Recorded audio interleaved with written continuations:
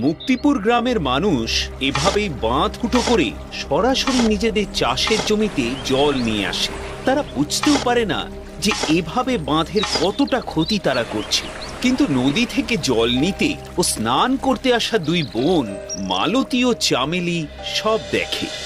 দেখলি দিদি, দেখলি? দেখলাম। এভাবে বাঁধের গায়ে কত ফুটো করেছে দেখেছিস? চল তো, ওদের বোঝাতে হবে। আগেও তো বুঝিয়েছি, কিন্তু ওরা তো কোনো কথাই শোনে না। তবু চেষ্টা তো করতেই হবে, নইলে বর্ষা আসলে সবাই বিপদে পড়বে। চল।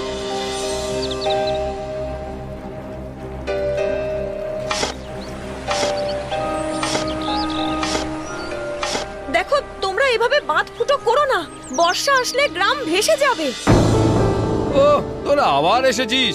আচ্ছা শোন, চাষ করতে না পারলে খাবি কি? হ্যাঁ, ঠিক আছে, চাষ করো, কিন্তু খেটে খাল কেটে জল আনো, এভাবে বাঁধ ফুটো করে নয়। যা যা যা, আমাদের কাজ করতে দে।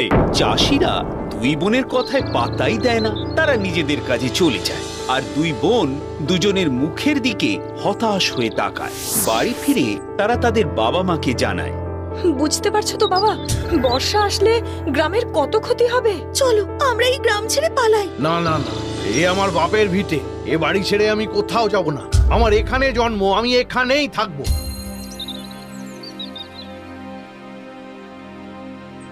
আচ্ছা, বাবাও তো আমাদের কথা শুনলো না দিদি, এখন কি হবে? কিছু একটা তো করতেই হবে। গ্রামের মানুষ সবাইকে বাঁচাতে হবে। কিন্তু কিভাবে? সেটাই তো ভাবছি। কোনো একটা উঁচু জায়গা খুঁজে বার করতে হবে, যেখানে গ্রামের সবাই আশ্রয় নিতে পারবে। সবাই? এমন জায়গা তো আমাদের গায়ে নেই। নেই তো কি হয়েছে, বানাতে হবে। আচ্ছা, আমাদের গ্রামে সবচেয়ে উঁচু কি বলতো? গাছ, তাল গাছ, আম গাছ, বট গাছ। ঠিক বলেছিস, ওতেই হবে। হেই দিদি, কি করবি রে? বলবো, আমরা খেয়ে দিয়ে উঠে বেরোবো, ঠিক আছে? এখন চল, খেতে চল।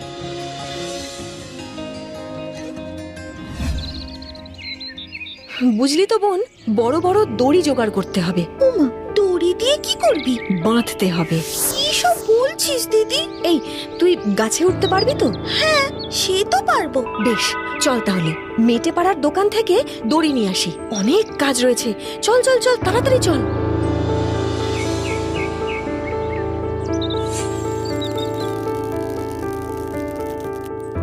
হ্যাঁ রে, কি ব্যাপার বলতো তোদের? ঘরেও টিকি দেখা যায় না।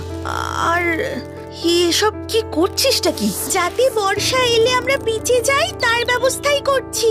মানে এসব হাবিজাবি ভাবনা? না মা, তুমি বুঝতে পারছো না। বাবা যখন এই গ্রামেই থাকবে, তখন আমাদের বাঁচার রাস্তা তো একটা বের করতেই হবে। যা খুশি কর তোরা। নে বোন, ধর। নে, এবার গাছটার সাথে শক্ত করে বাঁধ।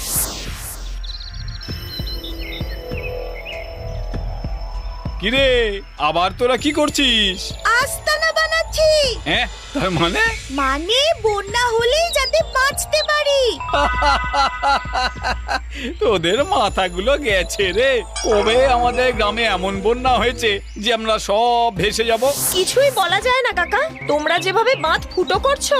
আবার সেই এক কথা, যত ভুলভাল ভাবনা। আচ্ছা যা যা যা, যা পারিস কর। এই চলো, হে চলো চলো চলো। বোন, এবার পরের গাছ, ওই বড় বট গাছটা। কিরে, উঠতে পারবি তো? হ্যাঁ হ্যাঁ, পারবো পারবো। এভাবে একের পর এক গাছে উঠে দড়ি বাঁধতে থাকে। নিচে থেকে দেখলে মনে হয় যেন মাথার উপর দড়ির ছাদ। কোথাও কোথাও এমন ভাবে দড়ি মইয়ের মতো করে বাঁধা হয়েছে যাতে এক গাছ থেকে অনায়াসেই আরেক গাছে যাওয়া যায়।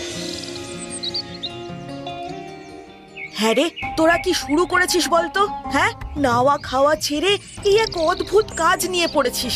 সারা গ্রামের লোক তোদের নিয়ে হাসাহাসি করছে। করুক মা, ওরা যখন বিপদে পড়বে তখন বুঝবে। সেই এক কথা। কিসের বিপদ শুনি? মা, মা, বর্ষা কিন্তু এসে গেল।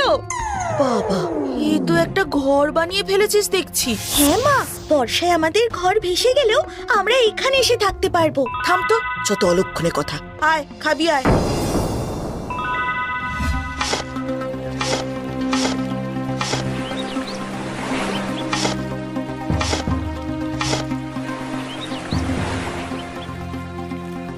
দেখেছো দুই বোন কেমন ঘর বানিয়েছে?